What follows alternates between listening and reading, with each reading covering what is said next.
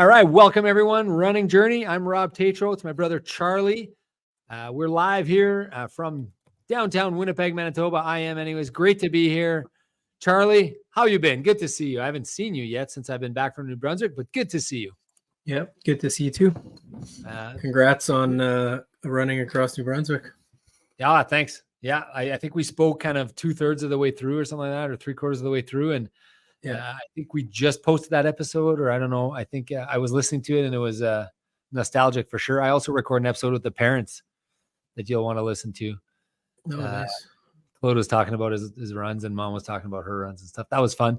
It is good to be back. How have you been? You've been training. I've been following your runs. You're doing a lot of activity. You're basically training right now for like long training for your Ironman, I guess. Yeah, except it was a pretty intense weekend with our long weekend. I'm trying to see how many. I think I did around 225 kilometers biking that last weekend. Yeah. So I was pretty tired after that. Yeah, I've been seeing you're crushing the miles. But this week has been a challenge. I had a work trip. I had to get back-to-back 6 a.m. flights. So I actually missed my first 2 days. 2 days this week, I did not train at all. So that's the first time since November that's happened. Missed 2 days? That I missed 1 day. You missed 1 day. Yeah. Okay. But I missed 2 in 1 week this week. And then today I came back. I landed at like 11:40, tried to get a jog in.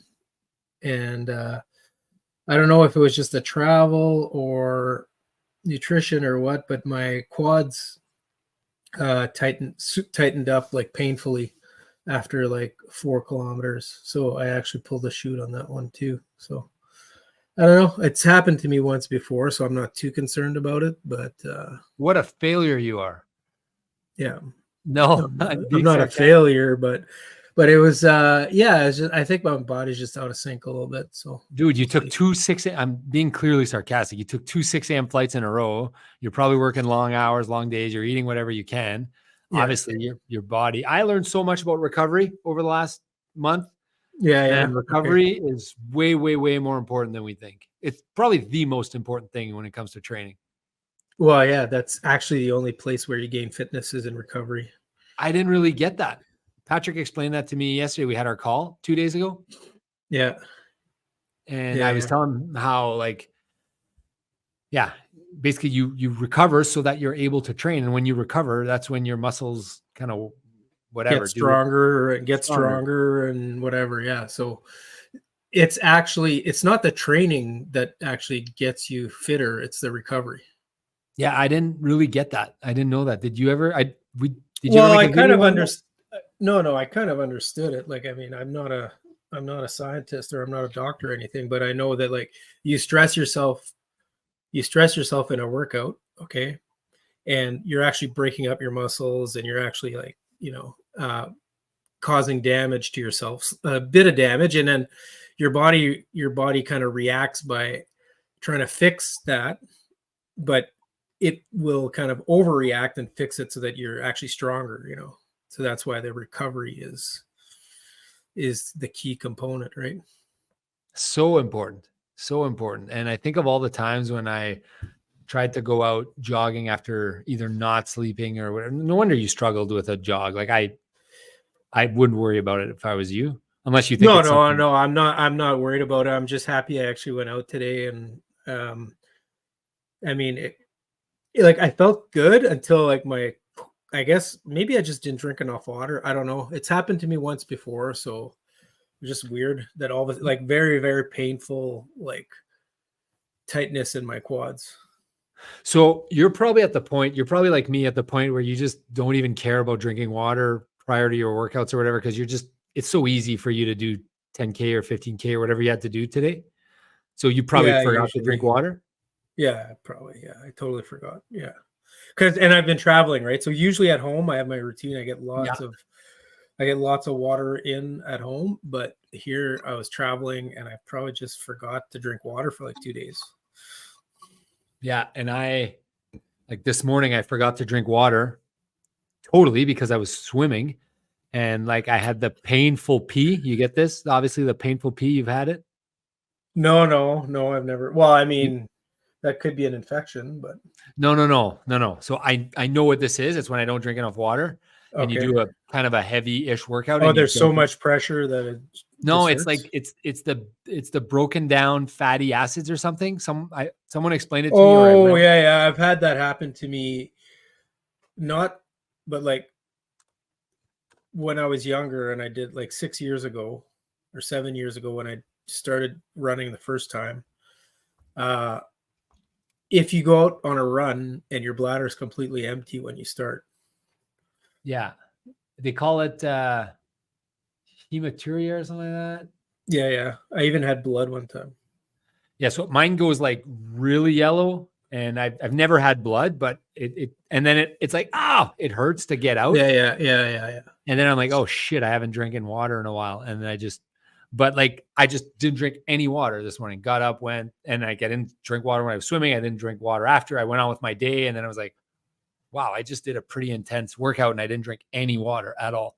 So you probably just didn't drink a ton of water and your muscles are probably just sore and whatever. So, but you have been doing a lot of miles. So congrats on that. Do you find like what is the carrot in your mind right now for your training? Is it's like it's Ironman? Well, it's not really a carrot. It's just like I know you love the training. I know that. I'm I'm just just trying to, following the plan, but but the plan is for Ironman, right? That's what I'm trying to get at. so I'm realizing my bike endurance isn't where it was last year when I trained for an Ironman. So it's like I want to be where I was last year for the Ironman, but I want to be a little bit better, and I'm not quite there yet. So that's kind of the carrot. So you're trying to build a base before your kind of Ironman build. Yeah, I'm not. Yeah, exactly. I'm trying to get some. Like I feel like now I'm not an expert again, but I feel like a bike is kind of similar to like my muscles.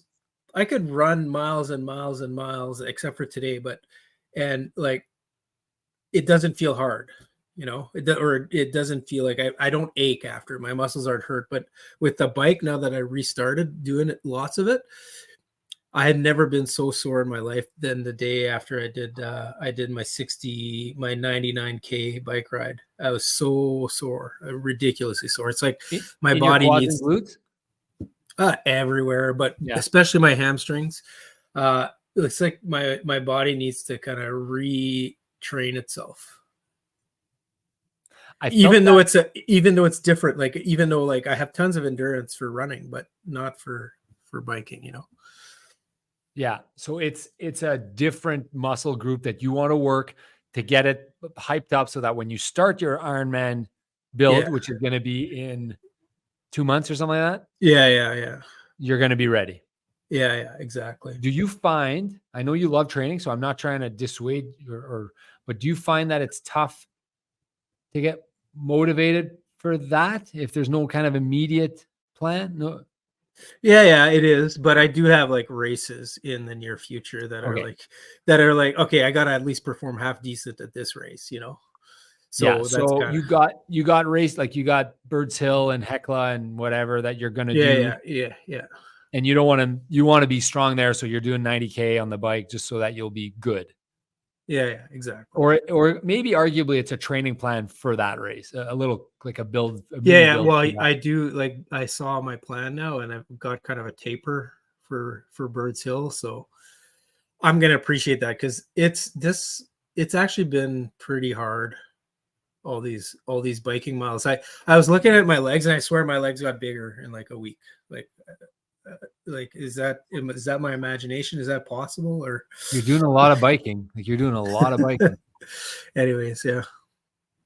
I definitely noticed that like the muscles in my legs, in my lower legs are like, remember when, I don't know if you recall this, you'd go to an Ironman or something and you'd see guys with like freaky legs. Yeah, I've Like, seen your leg. Your legs are like pure muscle. Like your bottom of your legs are my pure bottom muscle. of my legs, I have those legs now. I noticed them on the Yeah. weekend. I was like, oh Yeah. my God, like muscles where there shouldn't be muscles. Yeah. So I have that. So it's totally believable that you would have very, very thick quads and hamstrings because of all the biking you do. It's all in the hamstring. It's like there's a big bump. My hamstring got like way bigger over. I don't know. Yeah. I'm probably imagining it because it was so sore after, but yeah. So you've been doing a lot of biking. You have the CMV Canada Half Marathon next weekend. That's my race. I'm putting on a race, the Yeah, CMV yeah. Canada Half Marathon. You've signed up for it. I saw that. What's your plan at that race? Well, I'm going to be pacing. Can we The crew? do a mention here? His Edmonton Oilers got a huge win yesterday. Yes. Yeah. Woolsey? Wolves, yeah. So, Yeah. yeah, I'm going to pace him. So he's kind of got a goal. Like I think his PR, he told me was like just under 150, but he wants to do for sure 145, but he's probably capable of doing like 140. So we'll see how he feels on that day, but I'll be his pace strategizer. Okay. You'll be shoulder to shoulder with him. Yeah. Okay. And all the other guys that are kind of in that 145, 50 range, like the Martys and the Grants and what about those guys? Are you're not pacing them? I think they're just going to take it easy for that Yeah. one because it's 2 weeks before their The marathon. Manitoba Marathon. Yeah. Okay. But Wolves wants to go hard. Yeah. Great. Wolves is not signed up for Manitoba, right? I don't think so. Yeah, no, Yeah. I think he wants to go hard for the June 2nd one. He wants to win it. Well, yeah. He's got a shot. I don't know who's coming. Like we have like maybe 60 runners, something like that. So there's going to be some fast ones, guaranteed. Okay. Well, I don't know, but because it's on the MRA calendar there, so you're going to have a couple fast there's a lot of names I don't recognize. Let's put it that way. Yeah. So that's exciting. It's working. Like I wanted to create something here, and I did create it.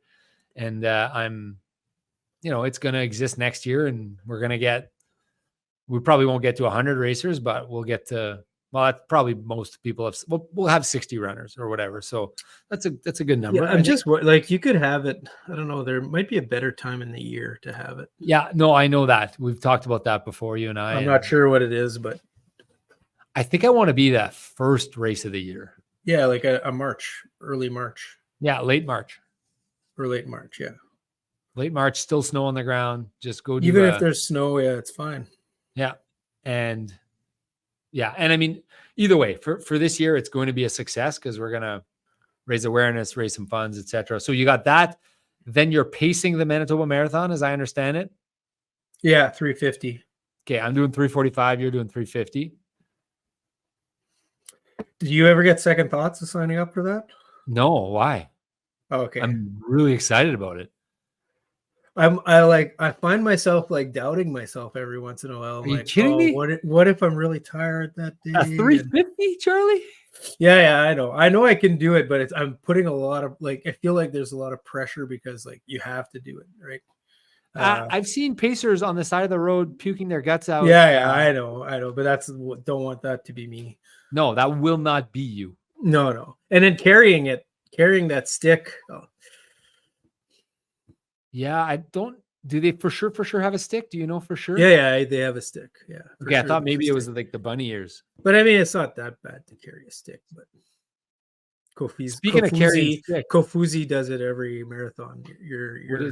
I don't know who Kofuzi is. again with the I don't know who Kofuzi is. I don't know who Kofuzi is. Yeah, I know. I believe you. Yeah. He's a YouTube. YouTube guy. I know Ryan Bram.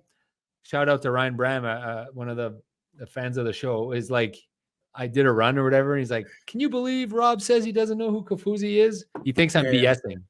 Yeah. No, I believe you, but I need to talk to you about this Fredericton. Have I talked to you about the Fredericton Half Marathon, the extra miles? Have I talked to you about this yet? Yeah, we've talked. Okay. You sent me the news story. It made the news. It made Runner's World. Of course, it made. It was a huge thing. Like people had Boston qualifying times and stuff. Like it's a disaster. Pace. Yeah. It's a disaster. Yeah, it happens. The other thing I wanted to tell you, I forget if I told you this. There was a guy there attempting to break, and I saw him. He was just in front of me, attempting to break the joggling record. Yeah. I've heard of this guy. Yeah. So he's, I think he's from Montreal or something, or Moncton. And he tried to get approval at all these races and they wouldn't approve him. So he got approved at Fredericton. It has to be And- recorded the whole way, right? Yeah. And he had a biker with him. He had a chest cam on him and I think the biker, I think, was recording him. He had the chest cam. I'm surprised he wasn't fast enough to get there before the volunteer, because I thought he was pretty fast. No, he was fine. He was fine. Oh, okay. But he didn't get the record. Oh, not fast enough or what? He missed it by 2 minutes or something. I don't remember. Oh yeah, I dropped too many balls at the end. I want to interview this guy. I want to get him on the podcast. Because I think he's like a 240 or 230 marathoner or something. So he did a 232. Yeah. And then he's like, what else? He's kind of like a Rob Tetrault. What else do I do? I want to do something else. So then he decided he'd start juggling. He's like, I'm a decent juggler. So this gave me an idea. I'm going to try juggling like a mile or like 5 miles, see what I can do. Because I can juggle. Yeah. I want to see what, like, first time, ice cold. Probably just need a bit of practice and then you'll probably get it, right? And then you get in the zone, maybe. Yeah. But I mean, so he said that his wrists needed strength. Yeah, I guess you've never juggled for 2 hours, right? Because he could only do like start with a 5K. You got to start with a 5K. And start with a 5K and whatever. So I saw him. The other thing I wanted to tell you about my New Brunswick run. Did I show you my stats? I didn't share with you my stats. Oh, I should have shared my stats with you. So my chart. I think you did like 8-minute miles or something, right? Oh, for that run, but I mean for the whole thing. Oh, your number. So I had some Charlie numbers in like the 600s. Oh wow, yeah, that's way lower than me. But like as part of 25 other jogs, I was blown away by how I'm in good shape. Like I'm blown away at how good of a shape I was, and it's so upsetting now that I think about it. How like Boston, I really think that Boston was, you kind of had your primary focus was New Brunswick, I think. And I think you, in the back of your mind, you were saving yourself. Like you didn't want to kill yourself for it. So that's part of it, I think. Well, I knew I couldn't do a 3:0. I knew I couldn't do your time. I couldn't follow you. Yeah. So I kind of coasted to whatever I thought I could do that day. But even in like, let's say you wouldn't have known that 2 weeks after you had to run, like you would have probably been able to maybe train a bit. Maybe in your mind, you could have trained a bit harder before. So I think I disagree with you on this. I don't know. Maybe I was doing it subconsciously. Subconsciously is what I think. But consciously, there's no way that you were under stress, and you were. But I was so focused on Boston, right? I was so focused on Boston. Yeah. So maybe but you did have that in the back of your mind that you had to like. Yeah, maybe. Because I feel like, so you heard of like the governor principle, like basically, you don't run. It's not your body that controls how fast you can run a half marathon or a marathon. It's like, it's actually, you have like a governor in your head that says, okay, I've hit my limit and I got to slow down now. So I feel like your governor knew, and to me, the other thing is they've done studies and how far you have left to, like, people that have good governors will factor in how far they have left to go. Right. So I'm thinking in your mind knew that it had 26 more marathons to do after. Okay. So the governor, I did not know anything about this. First time I hear this. So those of you that listen to the podcast, sometimes you're learning as I am when Charlie explains stuff to you. The central governor is a proposed process in the brain that regulates exercise in regard to a neurally calculated safe exertion by the body. In particular, the activity is controlled so that the intensity cannot threaten the body. Yeah, it prevents you from dying. Yeah. Prevents you. It's your own governor. It's like a throttler. Yeah. Okay, so that would make sense. I mean, I was sick for 100 days, but you were sick too. Yeah, but yeah. Anyways, so the other thing I want to tell you is on the last day, you had no governor anymore. Yeah, I mean, I could have done whatever, but I didn't because my knee was starting to get sore, and I was like, I didn't want to. Mom was freaking out, and Dad was freaking out, so I was like, because I had a hard time starting the jog. Yeah. And then it was Terry Foxing it for a bit. And then once I was going. But 117 heart rate after doing 24 half marathons. I did 117 heart rate for like a 210 marathon. Oh, wow. Like that was my walking pace, and that was my walking heart rate in the airport today. But I was passing so many people. So I do need to give a shout out to Grains because he's been I have to mentioned a send lot. you. I have to send you my screenshots of the text. I wonder if he's texting us both and seeing if we're gonna give him different opinions. Is he texting you for training plans? I've been texting him almost every day since. Oh, so he doesn't value my opinion as much as yours, I guess. No. I think he values both our opinions and wants 2 for 1. But he's getting second opinions, I guess. Well, maybe I'm the second opinion. So okay, so what? Or maybe you're the second opinion. What did you? I think I'm the second. What did you tell him his goal should be? I think I said. For the marathon, I think I said 150 to 155. Okay, I originally said 145, but because he hadn't trained and he had done a 158, and he said he was going to train really hard. I said, how many days a week are you going to train? And he told me 5 days a week. So I said, okay, that guy needs like 1 more month, and he'd do a 155. He need more time. You can't just like cram. Training doesn't work like that. It's not. You can't just cram it in. Like it takes. Well, time. Plus he's doing every mile jog at pretty much race pace, so his body's not recovering, as you would say. Yeah. So like he did. I told him to do easy. So I gave him basically a training plan. I gave him like his whole training plan. Okay, so I didn't do that, but I just said like more miles, less pace. Like, I feel like I've broken. So here I'm gonna read the text that I sent to him. Just give me a second. But while I pull that up, so I'll talk in the meantime while you pull it up. But I told him that he remember when you do Boston, Charlie, when you did LA, our Charlie number. What happens to our Charlie number? It takes a month, right, to get back. After a hard run, yeah. And I was explaining that to another person in our running club. So Grains had a PB. So Grains did 2 half marathons without training. That was a max effort for him, right? Like that was his worked as hard as we worked in our marathon, right? Arguably. So he needs a month to recover from that marathon that he did. So yes, he's training as hard as he can now, but his base is building, but he hasn't recovered yet. So I think he needs to run slower. So I tried to tell and I tried to tell him that. So so the text is depends how many days a week do you want to train? 5. So maybe I was a little overestimating his skill here. So I said, okay, so 4 weeks, 145. So that was wrong. That's too high. It should be 150. Anyways. But for a guy like him, he's a one guy that I think you could be aggressive with a goal and he will go try to get it, right? Yeah. So I said 3 times a week, just easy run.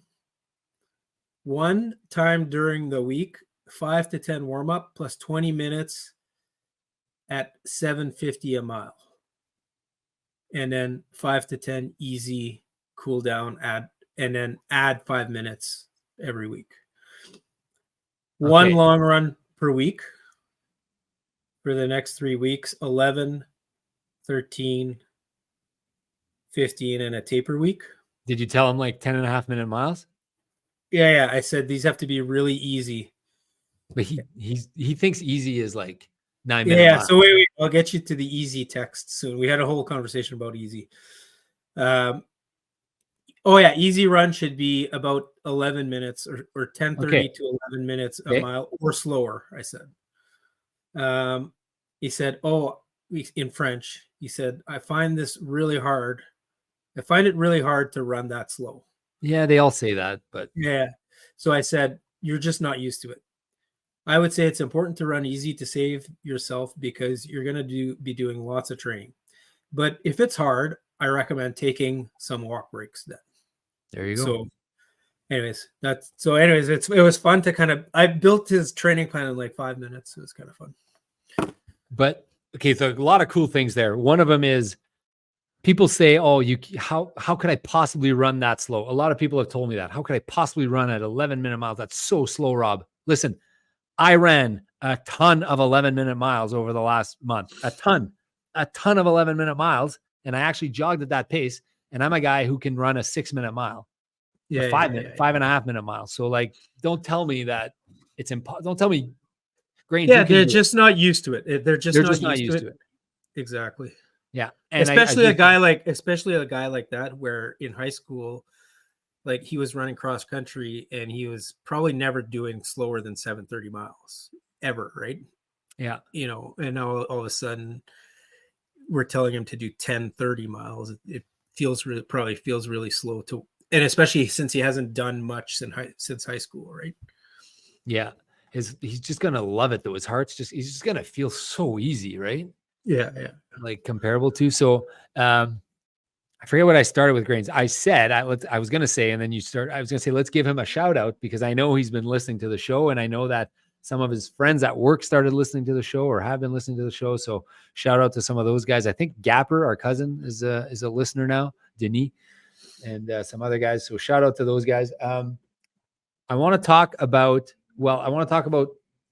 two things. First off, I set up a race. I got the website going. I got a race roster page built for the Hallway Hustle indoor half marathon at my office. What's the date? The date I picked June. I wanted to see if it works for you. I mean, I'm not expecting you to, well, a nice easy half marathon indoors. You're doing it in the middle of June? I have to because we're getting kicked out of the space in August. Oh God. Okay. Yeah.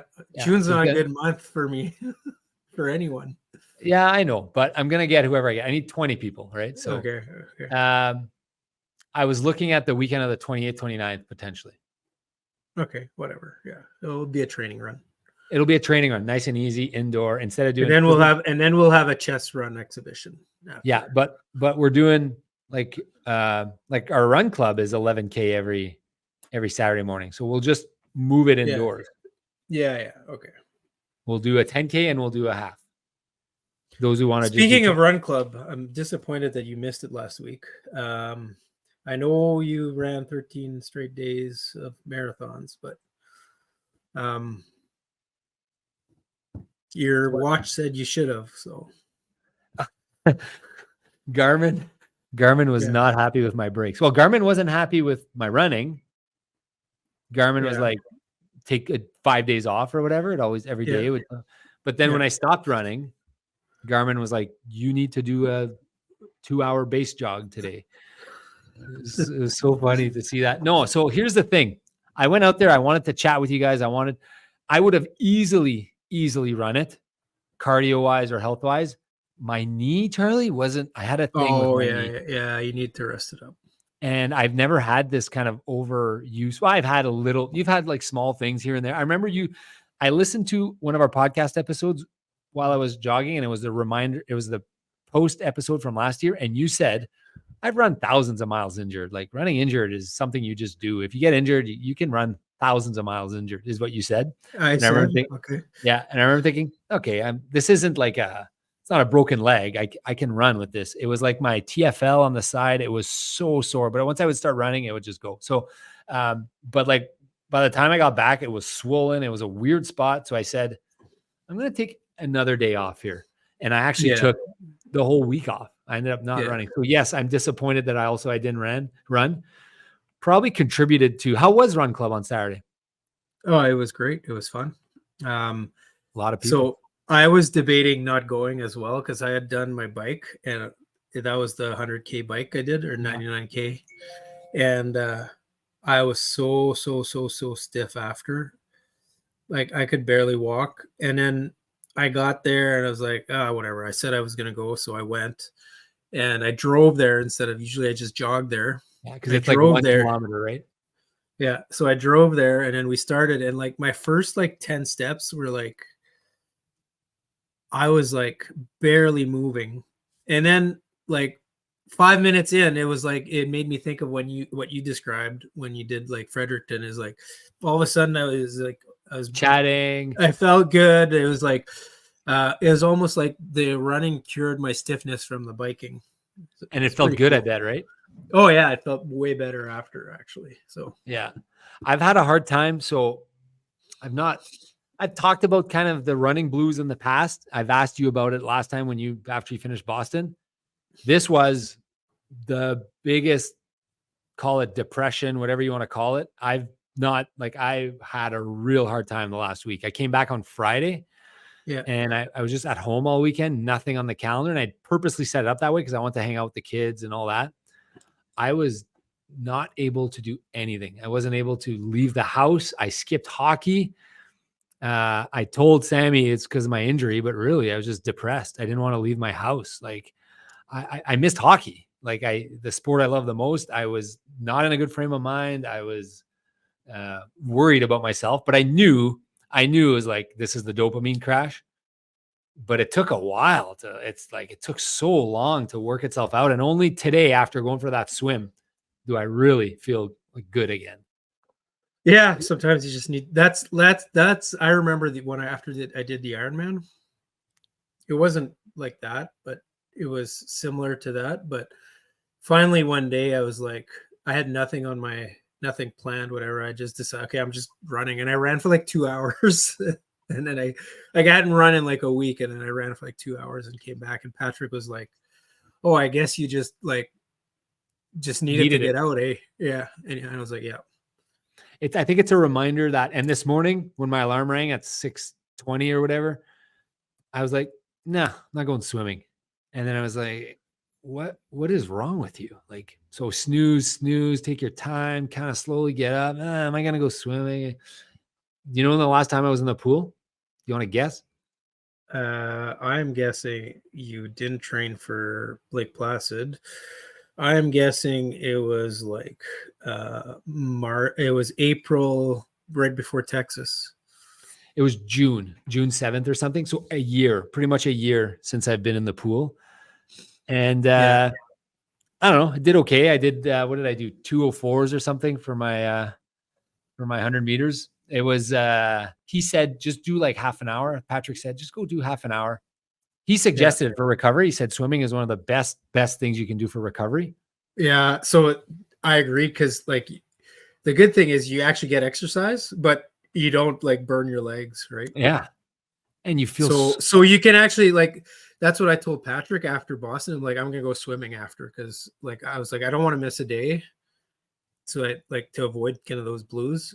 And it worked out really well.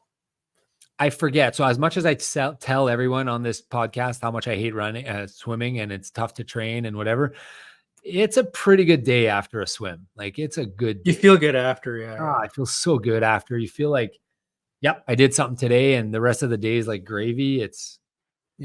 I really enjoyed my swim this morning, as hard as it was, and I pushed myself and whatever. And then I was like smiling again. Life's kind of back to normal. So I needed that. What did Patrick say? It's hormonal, it's physiological, it's emotional, it's physical. This blues, this dopamine crash thing. Oh, okay. I didn't know that. But yeah. He said like your body has spent so much energy. Like obviously there's the fact that you've built your mind up for this, and then you do this thing and then you have nothing to work for, right? The arrival fallacy. But he also said your body is doing the same thing. Yeah. And then you have the fact that you're not jogging. So you're not producing stuff. So anyways, I've never heard anyone really talk about this, but I feel it. And I don't know if you feel it, Charlie, but I feel it. This was way different than Ironman. Like I felt it after Nice and I felt it after the big races, but this was a different level. This was like I never had a real depression, but I wasn't talking to anyone. I wasn't taking phone calls. I was in a weird spot. Oh, really? Yeah. It sounds like way worse than I thought, but I'm good. I'm good now. I knew it was going to pass. And obviously I'm eating ice cream. I'm eating like whatever. I'm just jamming my face with whatever. So Boston was the one different one for me where I think I had a high for like a week after. Well, you told me you weren't sure if you were good. Yeah, that was a week after. Like it took me a week.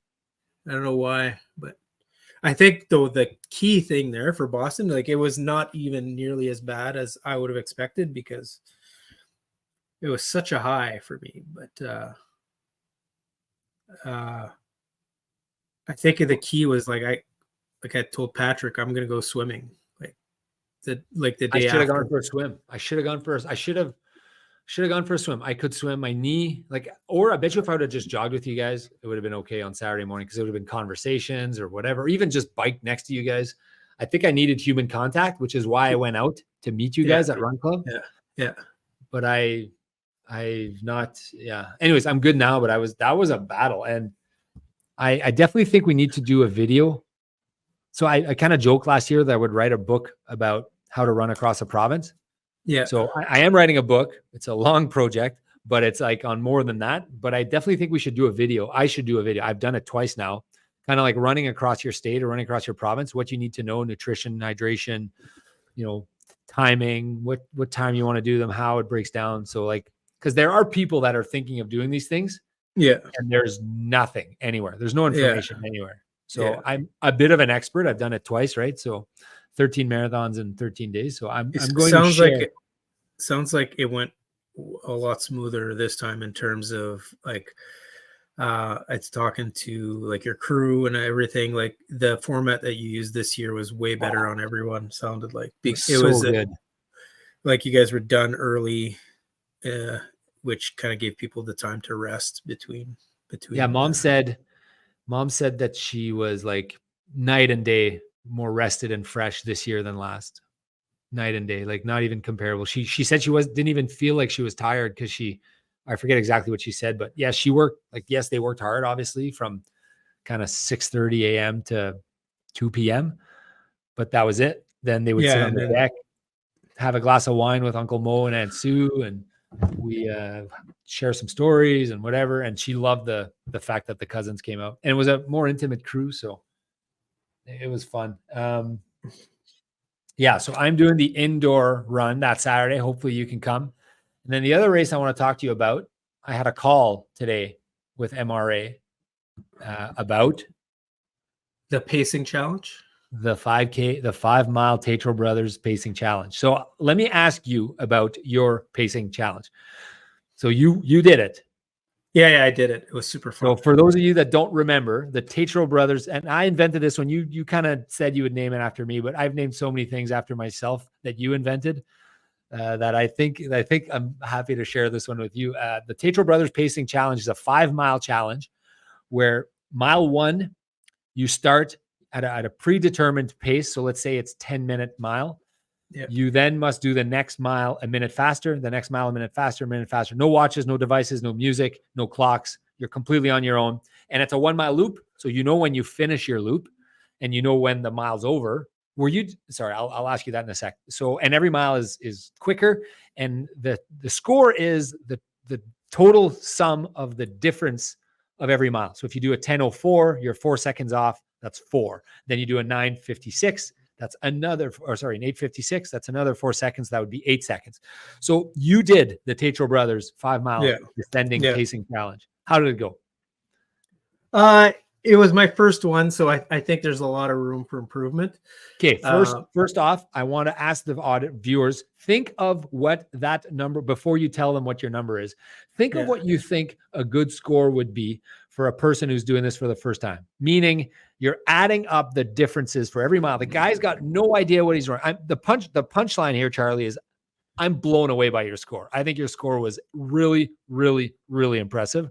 So think of what a score might be in your head. So if you're 20 seconds off per mile, that's a minute and 40 seconds. But you were way tighter than that. Yeah. So my total score is 52 seconds. Yeah. So it's 10 seconds off per mile on average. Yeah, but I feel like dude, that's a good score, man. Come on. No, it's not that good. I don't think. Charlie, that's a good. When I saw it, I was like, you got to be kidding me. He cheated. I was like, he cheated.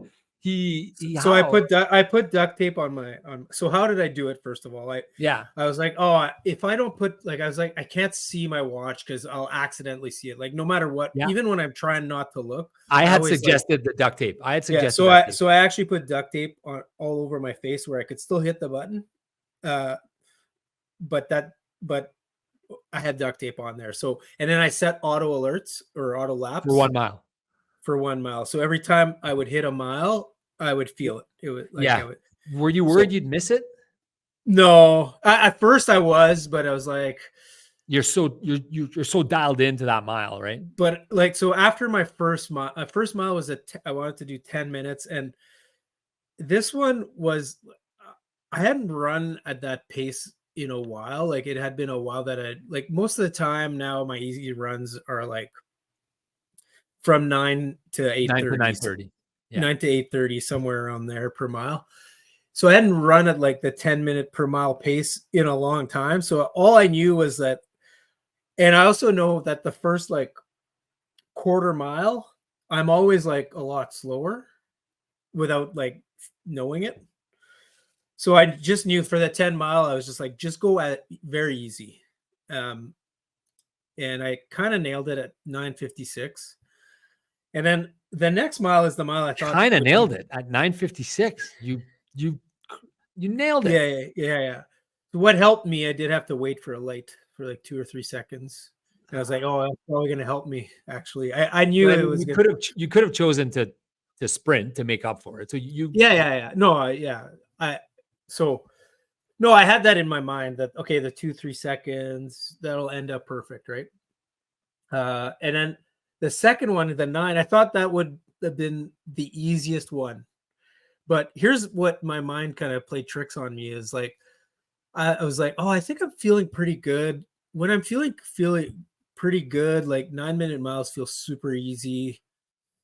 So I don't know. Am I feeling good today, or is it am I so I went too easy is the thing. And I ended this up is where doing you like lost most of your time. yeah. So I ended up doing a 9:24. And 9:24, that pretty much half your time.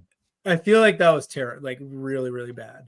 I mean, that's not great, but I mean, if all your miles were like that, it kind of be what I expect most people would do. Yeah. But so anyway, so that was my worst one, 9:24. And I was trying to hit 9, which feels like it was a bit off. And then but and then the thing is that I think I miscalculated on that one. There's a few hills. So your effort level goes a little bit up relative if you've got hills in there, you know. So I think maybe that kind of, and I was slightly against the wind for that one. So I think maybe that threw me off. The next one was 750. I was trying to do 8 and I hit 750, which to me Really was good. pretty good. The 8-minute mile, I always know it's like the feel that I have for it is like, okay, it's a bit of effort. It's not like hard. It's a bit hard, but not hard, you know? So it's like kind of that feel. So I think maybe I was like worried I was going a little too slow. So I went maybe slightly too fast. 7, I have a good feel because like that was my marathon pretty much the whole way. That was my Yeah, marathon you did a pace. lot of fast finishes at Yeah. that pace or faster. And feel like that I developed the feel over time. So that one I nailed like 6:54 or something. I was really close on that one. And then the last one, well, the 6-minute mile. When we thought of this, we were in really good shape, and 6-minute mile didn't seem that hard. Like this was right before Boston that we started thinking about this, and I was in really good shape. And I thought like 6, yeah. So, anyways, the point of the story, my 6-minute mile, there was no pacing. I just went as All hard out. as I could. I just went as hard as I could go. I could go And you for did 1 what, mile. 6:03 or something? 6:08, and like I know I can do a mile faster than that, but right now, like in that workout, yeah, that's as fast as I could do. So total difference was, 4 seconds, 24 seconds, 6 seconds, 12 seconds, and 8 seconds. Added up to 52 seconds. Yeah, exactly. It was super fun. So when I saw that time, I said, fudge, I don't want to try it now because he's going to kill me. Like that. I don't think I could beat that time. No, I think you would be. I think it's not as hard as you think it will be. Dude. Okay. Well, I'm trying it this weekend. I'm trying it on Sunday. I've decided I'm trying it on Sunday. Okay. So I'm going to do the same thing, just duct tape and same thing. Hopefully I don't miss a mile, but I think that's a really impressive time. The point of my story is I called MRA and I told them that I want to do this race. and they're jacked. They're excited about it. They They like it. never heard of this thing. They think it's really cool. They've seen predictor races, which is like a 5K or a 10K. But I mean, that would be kind of silly, right? Because you predict your time and no devices, and whoever finishes the closest to wins. But I mean, we would just go our all out best time and be pretty darn close, right? Or you would go like, How would you do it? so, I How don't would know. you I think I would go, I don't know, all out or like 90% is my two kind of options here. Because all out is hard. It's 5K. Like, I know if I do an all out 5K right now, it's probably like 19 and a half. But you'd be worst case, you'd be 20 seconds off. Yeah. 10? Yeah. 10 seconds off? You'd be pretty darn No, close. no. I mean, I would be within 30 seconds, I think. But I mean, if you try to slow play it like a 10-minute mile, there's just so much. No, more. I wouldn't play it slow. I would play it like, maybe I'd say 20. And I know that that's like a little, not quite all out, just to not kill yourself. Yeah. Yeah. I think anyone who's able to do, like, if you try to do a 25-minute 5K, like, you might be a minute off, right? But if you try to do an all out 5K, you're not going to be a minute off. Yeah. Anyways, they've done. I think I could hit like 7 minutes per mile, which would be like 22. I think I could hit that pretty close. But, okay, well, maybe that would be what you would try. I don't know. Yeah, tough one. But I know, so they've done those races, predictor races, and those have been somewhat. But she said, "I've never heard of this. Do these exist?" I said, "I think we invented it. I'm pretty sure we invented it." Well, we don't know that it exists. Scott's Party. No, what is it called? Were you at Scott's Party in '86? What is it? Ted's Party, Tim's Party. What is it on TikTok? Our run chess ended up going viral. Well, for a lot of reasons, but one of the reasons is because Scott's Party. Hold on, comments. Because people say like it's already been invented. Like we act like they're chirping us. They were chirping us on TikTok. People were beaking us. Yeah. I can't find it right now, but yes, it was definitely the Scott's Party, Ted's Party, Tim's Party. Anyways, it's a saying that these Eric's Party. Yeah. Eric's Party in 07. It's a saying where the people think they're the first to do something, but yeah. So whenever someone on TikTok or online says, "Oh, we invented something," I guess the meme or is no, it was they weren't at Eric's Party in 07. Like, Eric invented that in 07. Yeah. When I first saw the people on TikTok swarming us about Eric's Party, I was like, shit. Somebody invented this already at Eric's Party. Like, there's so many kids that are talking about this. Yeah. They must be right. But I felt like such an old person when I talked to it with my staff. And they're like, no, that's a meme. No, that's not real. I was like, oh, no, nobody invented it? No. I was like, okay, great. So they were just chirping us for claiming to have invented something. Oh, okay. So now we MRA said they haven't heard of it. Maybe someone invented this already, but we're definitely taking credit for it. And I told them I want to host this race. So she loved it. She told me about, asked me how I want to do it. I think I want to actually do it with a timing mat and a chip. And yeah, I think that would be ideal in a loop, right? Yeah, 1 mile loop. We talked it through. We looked at weekends. There is time to get in the calendar this weekend. I was looking at, basically there's kind of 2 dates in September. I'm thinking September, so that life is kind of. Yeah. September would be great. There's 2 days. There's the Sunday of the Kleefeld run. Okay. So the day after. Yeah, there's only that 5K run that day. That weekend. There's a marathon or a half marathon in Boissevain or something. Treehorn? No, not Treehorn. Birds Hill? No, not Birds Hill.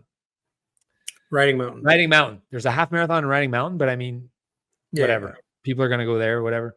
And so either that's Sunday here, so that's Sunday the 15th of September, or the Saturday the 28th is another day that it could work. There's nothing on that day. So those are the 2 only days that it could work in September. So I think I'm just going to pick it. So they have a package where they do the insurance, the timing chip, the bibs, the mats, all that, the signage.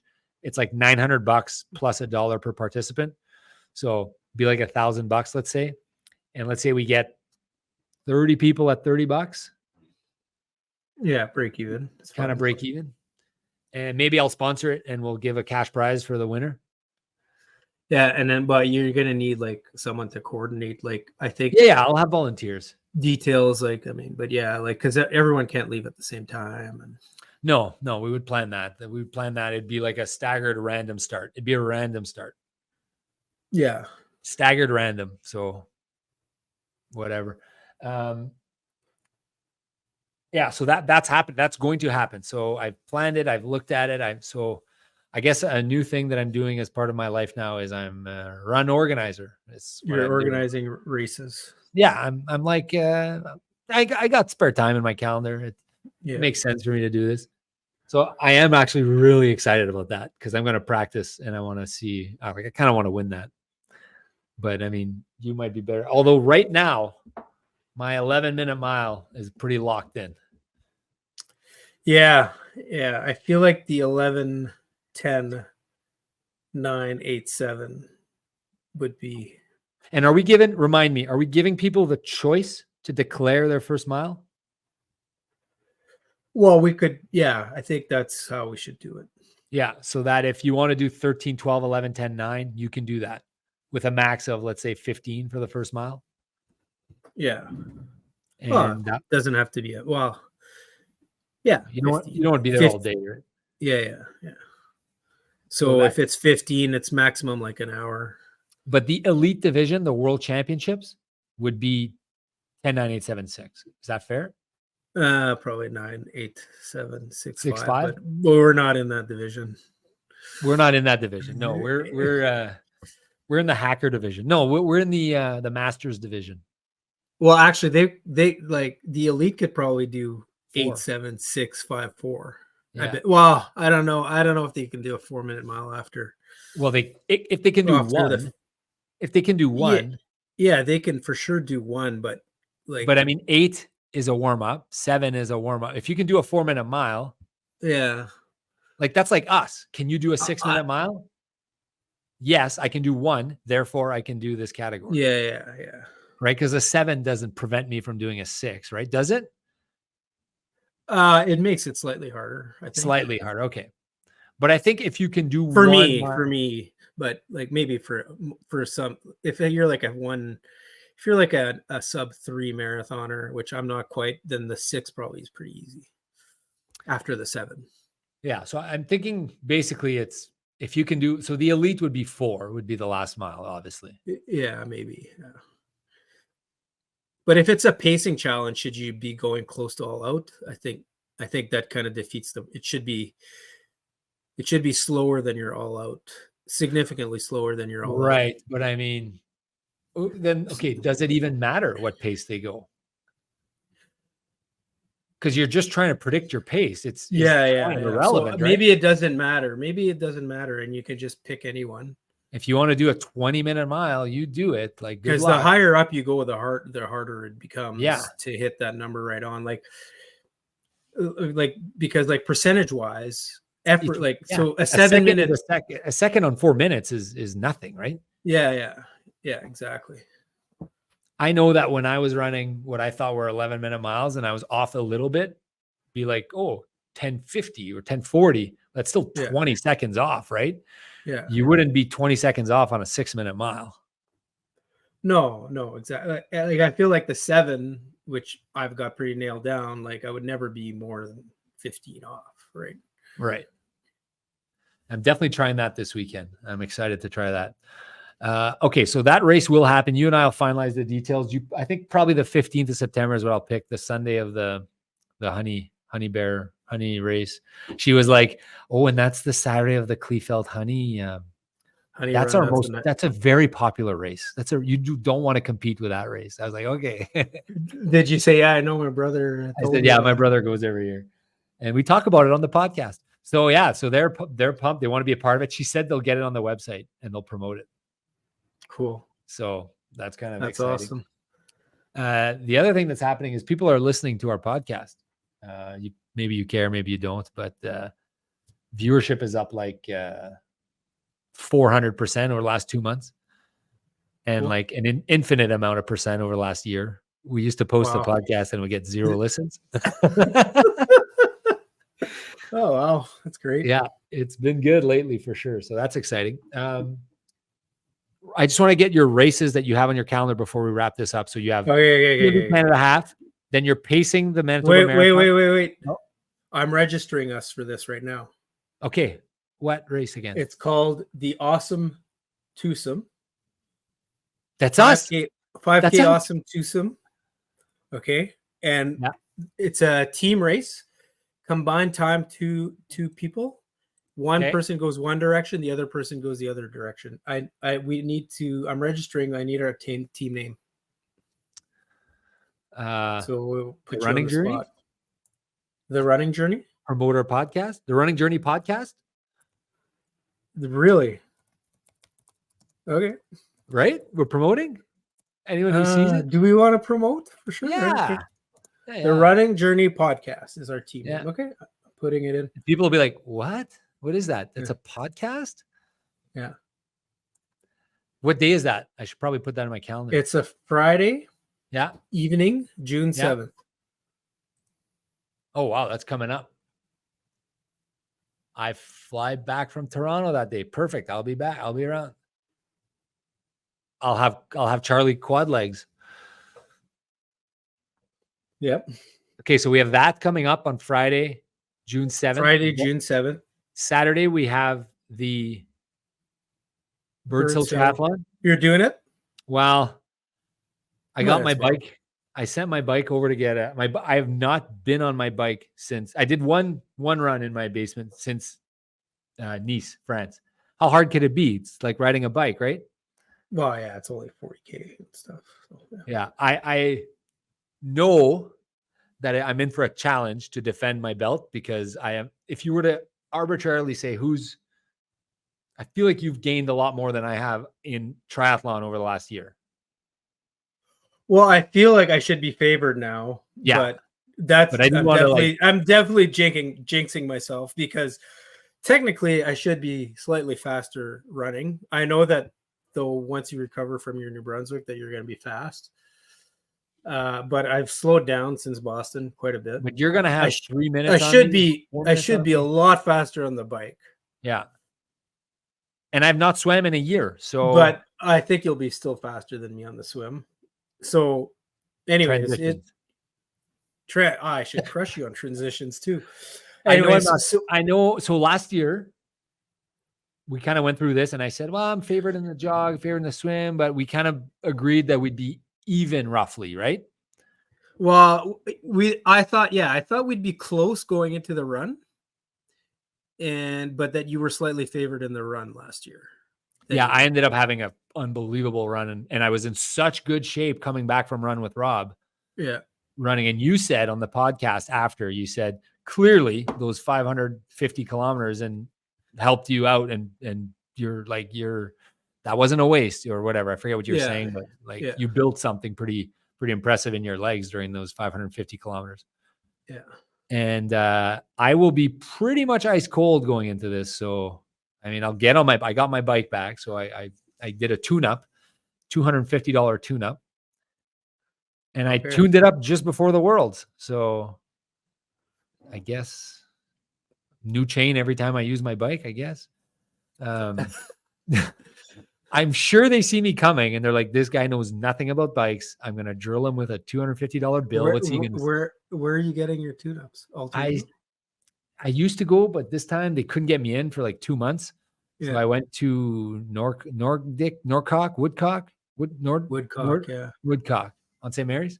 Yeah. Okay. I'm not saying they're bad, by the way. Maybe the bike needed it. I really don't know. I'm not chirping them. I'm glad that they took it that quick, and I'm glad that they repaired the bike, and I'm glad I'm good to go. And this weekend I will do a bike. Where are we? In my basement. Oh, okay. In your basement. Or should I go out and do a real, like a human ride? When are you doing it? I don't know. I was going to do it Sunday before my 5K challenge. Oh, okay. I am going to Marchand. Oh, are you? Okay. I'm dude, guess what I have this weekend? On Saturday night though. Sorry. Yeah, me too. Morning. Me too. Yeah. Are you bringing your bike? But I have to do a bike. So I was was debating if I bring the trainer or if we go on like the 210, just see how that How goes. much do you have to bike? Like an hour. Same. Yeah. Okay, so guess what I have on Saturday night? What do you have? Comedy show. No, École Saint-Joachim.